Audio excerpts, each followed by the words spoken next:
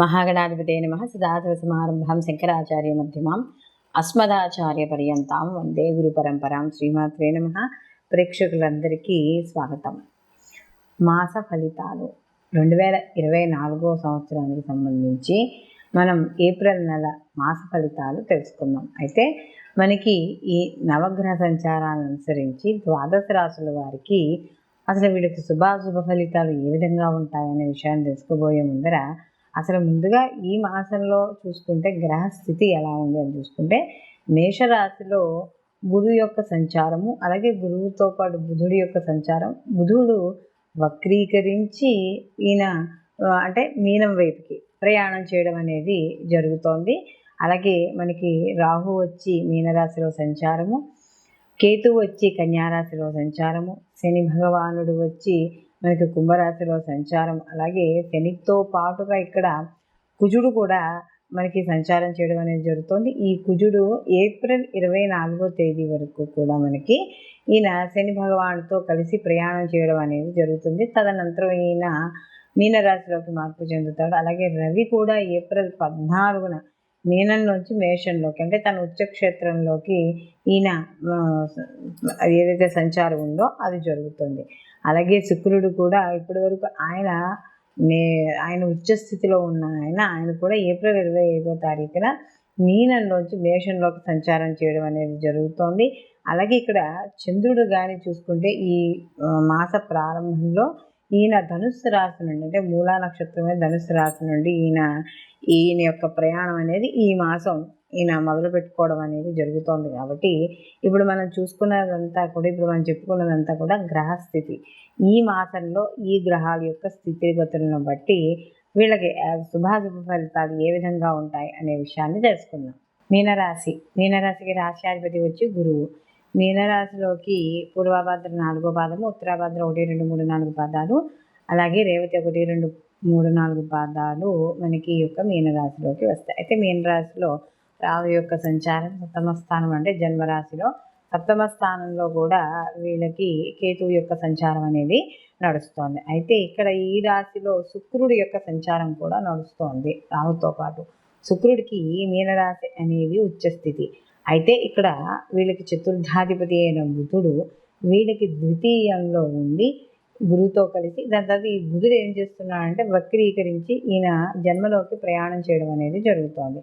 కాబట్టి ఇక్కడ వీళ్ళకి సప్తమ స్థానంలో శని భగవానుడి యొక్క కుజుడు యొక్క సంచారము కాస్త కొంచెం మధ్యలో కొంత వ్యతిరేక పరిస్థితులు కావచ్చు, కొన్ని వ్యతిరేకమైన అంటే ఏదైనా ఎవరితోనైనా మాట్లాడినా కూడా అది వ్యతిరేకంగా రావడం కావచ్చు, ఇలాంటివి వస్తూ ఉంటాయి.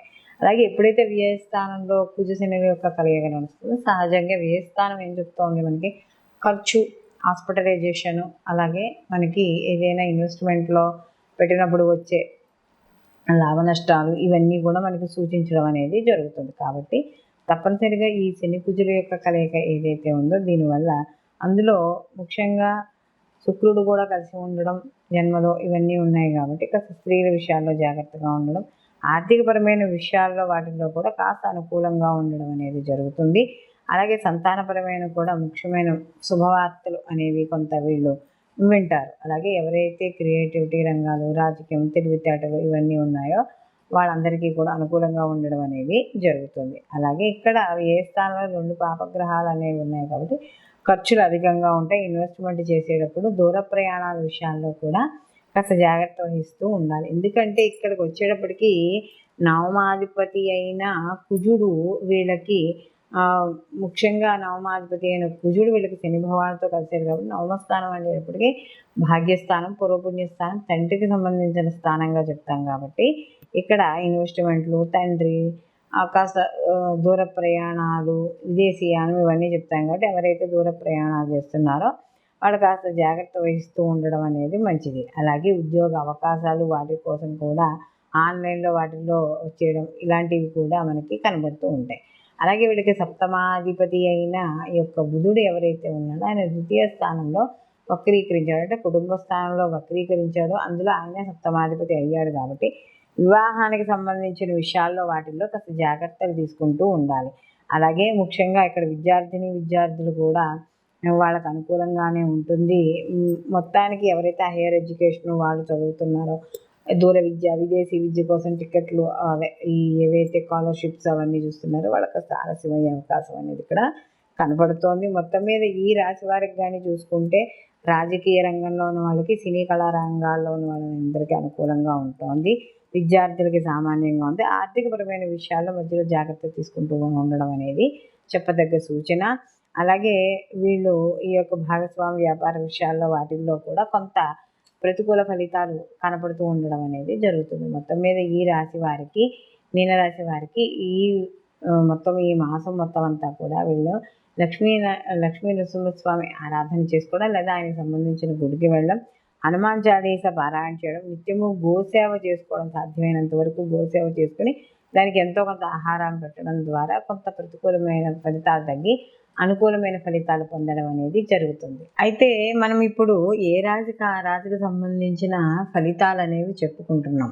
మనం ప్రతిసారి చెప్పుకున్నదే ఈ గోచార ఫలితాలతో పాటుగా జన్మజాతక ఫలితాలు కూడా ఎప్పుడు పరిశీలనలోకి తీసుకోవాలి అని. కారణం దేనికంటే ఒక్కోసారి గోచారంలో అంటే మన జన్మజాతకంలో ఉన్న గ్రహస్థితిలే మనకి గోచారంలో కూడా కనపడడం అనేది జరుగుతూ ఉంటుంది. అప్పుడు వాటి యొక్క తీవ్రత అంటే శుభగ్రహాల కానీ యొక్క కలయిక అయితే ఒక రకంగా ఉంటుంది వాటి స్థితిగతులను బట్టి. అలాగే ఆ యొక్క కలయిక అనేది ఏవైతే గ్రహాలు ఉన్న కలయిక కానీ ఏవైనా శత్రుగ్రహాలు అయ్యి ఉంటే అదే స్థితిని పొందుంటే వాటి నుంచి వచ్చే ఫలితాలు వేరేగా ఉంటాయి. కాబట్టి ఈ శుభాశుభ ఫలితాలు ఏవైతే ఉన్నాయో వాటిని చూసుకోవాలనుకున్నప్పుడు కంపల్సరీగా ఈ గోచార ఫలితాలతో పాటుగా జన్మజాతక ఫలితాలు కూడా తెలుసుకోవాలి. తద్వారా వాటికి కావాల్సినవి ఏవైనా పరిహారాలు ఏమైనా ఉంటే అవి చేసుకుని మనం ముందుకు వెళ్ళడం ద్వారా మనం పనిలో సక్సెస్ అవుతాం. అయితే ఇక్కడ ఈ ప్రత్యేకంగా ఇప్పుడు మాత్రం మనం చూస్తున్నప్పుడు ఎలా ఉంటుందంటే కొన్ని గ్రహాలు కంబస్ట్ అయి ఉంటాయి, అంటే కలిసి ఉంటాయి. ఈ కలిసి ఉండడం వల్ల ఏమవుతుంది అంటే గోచార ఫలితాల్లో ఒక్కోసారి తీవ్రమైన మార్పులు రావడం అనేది జరుగుతుంది. ఎలా అని కానీ చూసుకున్నప్పుడు ఏవైనా కొన్ని పాపగ్రహాలు అంటే లేదా శత్రుగ్రహాలు 2 గ్రహాలు కలిసినప్పుడు 2 లేక అంతకంటే ఎక్కువ గ్రహాలు అవి కలిసి ఒక రాశిలో ఉన్నప్పుడు ఆ రాశి నుండి అంటే వాళ్ళకి మొత్తం 12 రాశుల వారికి కూడా వాళ్ళ జన్మరాశి నుండి ఆ గ్రహాలు ఉండే స్థితిని బట్టి వాళ్ళకి మంచి చెడు సంబంధించి శుభ అశుభ ఫలితాలు పొందడం అనేది జరుగుతుంది.